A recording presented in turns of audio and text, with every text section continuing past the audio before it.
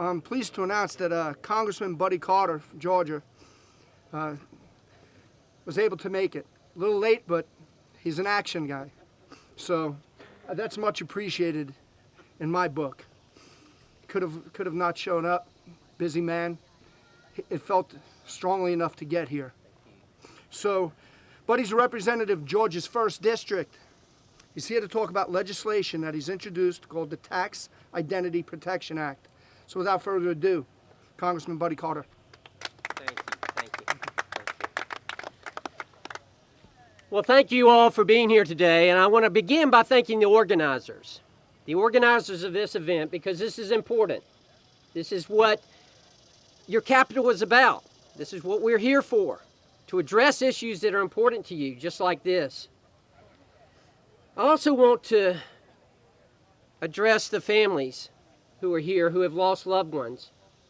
I want you to know just how sorry we are. I say that sincerely, and I mean it sincerely. We are sorry for your loss. But I also want to thank you.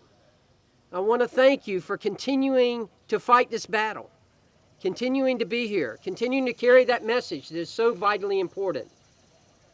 Your loved ones live on through this. I know you know that.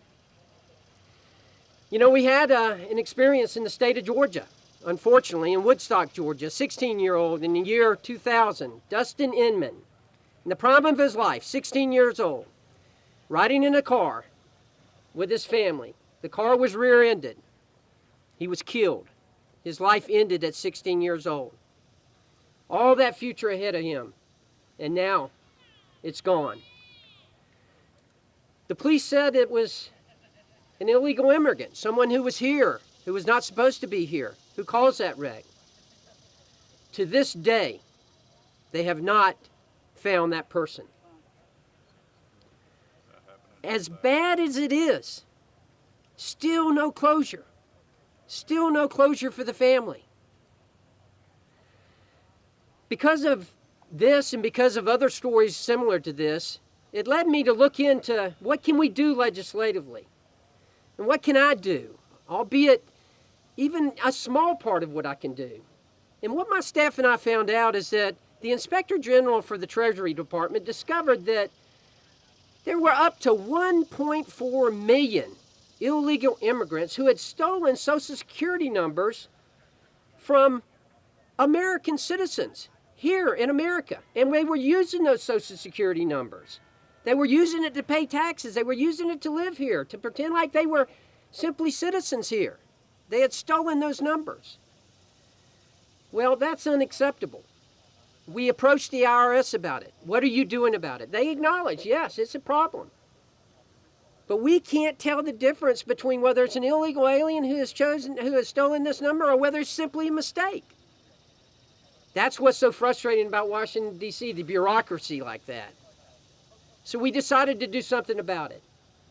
And I introduced House Resolution 6333, the Tax Identity Protection Act, that will require the IRS to look at this, to develop formulas to where they can identify these people, where they can identify these stolen numbers.